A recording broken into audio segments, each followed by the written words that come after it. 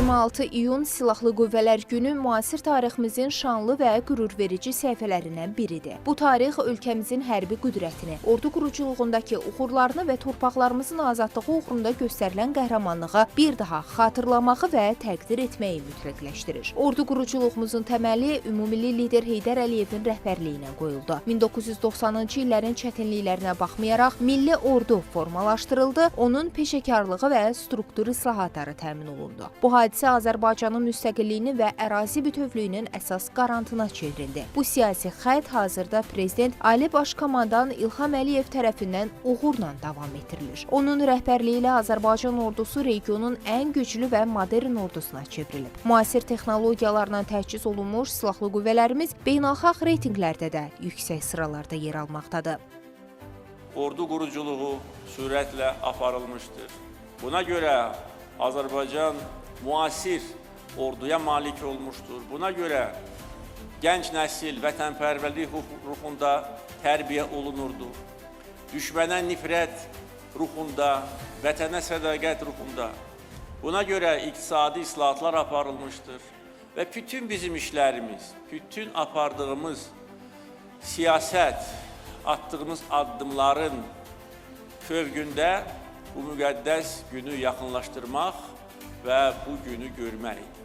Və biz buna nail olduq. Öz gücümüzə Azərbaycan xalqı 30 il davam edən mənasız danışıqlar əvəzinə öz gücünü ortaya qoydu. Ədaləti bərpa etdi, beynəlxalq hüququ bərpa etdi və bütün dünyaya sübut etdi ki, biz böyük xalqıq və heç vaxt bu xalq, Azərbaycan xalqı işğalla barışmaq fikrində deyil. 2020-ci ildə aparılmış 44 günlük vətən müharibəsi bu inkişafın parlaq nəticəsi oldu. Azərbaycan ordusu yalnız texniki və taktiki cəhətdən deyil, həm də döyüş əzmi və strateji ağlı ilə seçildi. Aprel döyüşlərindən başlayaraq Fərrux əməliyyatından Hadrut və Şuşa döyüşlərinə qədər bir-birindən unikal hərbi əməliyyatlarla ordumuz silinməz tarix yazdı. Zəfər sözün əsl mənasında tam oldu. Müasir tarixdə nadir hallarda müşahidə edilən tam qələbə nümunəsi göstərildi. Bugün Azərbaycan Silahlı Qüvvələri daha böyük hərbi potensiala malikdir. Həm döyüş qabiliyyəti, həm silah və texnika ilə təchizat baxımından. Və daha da güclü olacaq, çünki bu proses dayanmır və dayanmamalıdır. Və mən demişəm, iki istiqamət üzrə hərbi potensial və azad edilmiş torpaqların bərpasına nə qədər vəsait lazımdır, o qədər də biz ayıracağıq.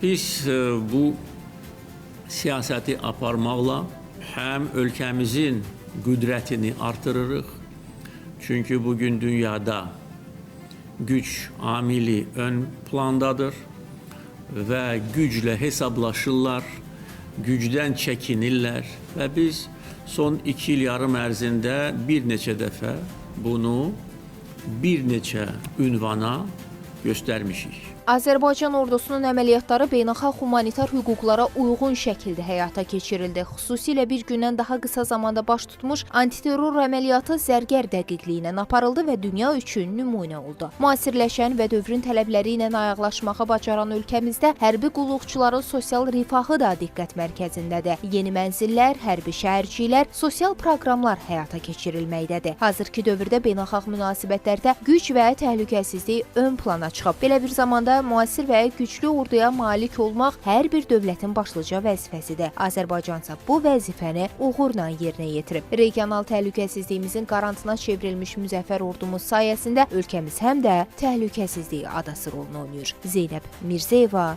Real.